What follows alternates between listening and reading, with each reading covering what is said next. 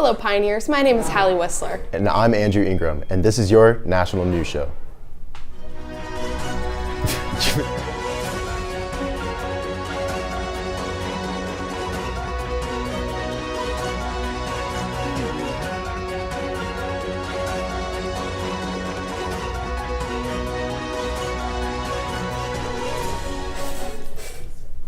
Today's cover story is the earthquake in Morocco that devastated thousands. But first, let's take a look on the status of COVID-19. Good morning, Pioneers. I'm Katie Martin, and today we're going to take a look about how COVID's having a comeback. COVID-19 is making a rapid comeback throughout the West, with more than 20,000 cases in the last month. This is uprising some concerns as to how to stop the spread. The only positive news from the rapid comeback is there seems to be proof that the new variant has lighter and less lethal symptoms. My throat hurt a lot, and I was coughing and really tired. It wasn't as bad as the first time I had it in 2021. Not right when I had it, but when I tested negative the day after, my sister tested positive.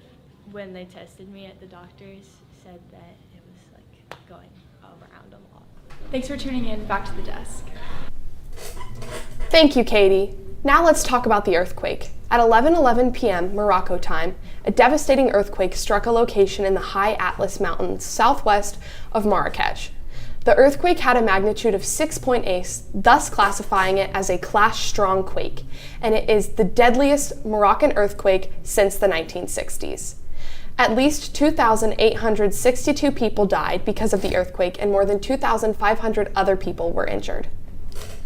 The shaking of this 16-mile deep quake was felt in the neighboring countries of Algeria, Portugal, and Spain. UNICEF notes that the quake struck at a time where most families and children would have been in bed sleeping.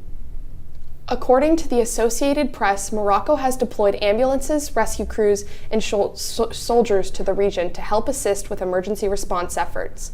Aid groups said that the government has not made a broad appeal for help and accepted only limited foreign assistance. The Interior Ministry of Morocco has said that they are accepting both governmental and non-governmental aid for relief efforts, including aid from countries including Spain, Qatar, Britain, and the United Arab Emirates. The city of Marrakech, where the earthquake occurred, was a sacred and historical place for many reasons. The United Nations Educational, Scientific, and Cultural Organization declared Marrakech's Old City a World Heritage Site that was built in the 12th century. In addition to that, the ancient Kochabitu Mosque was built there as well and was impacted by the earthquake. If you are looking to donate to these relief efforts, visit the High Atlas Foundation or any other world charity organizations to find ways to donate.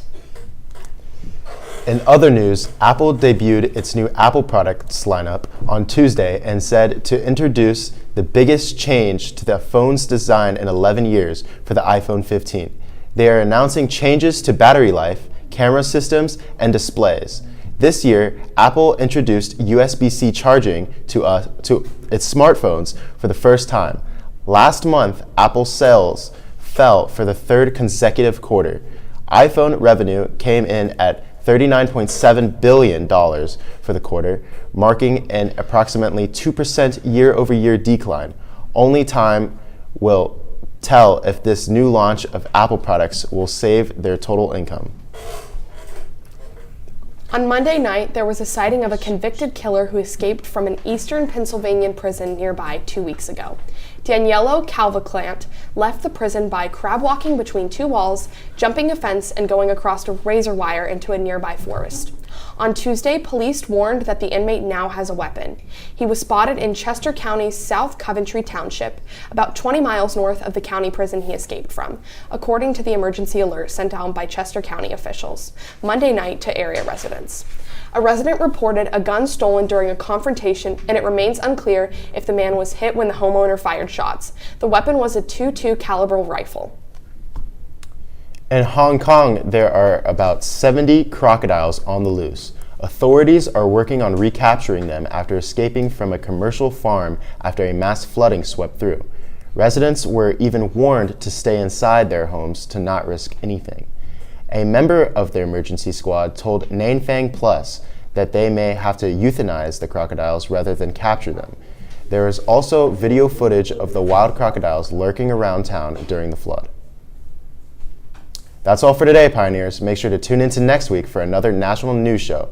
For The Juice, I'm Andrew Ingram. And I'm Hallie Whistler. Remember to stay juicy, Pioneers, and have a great day.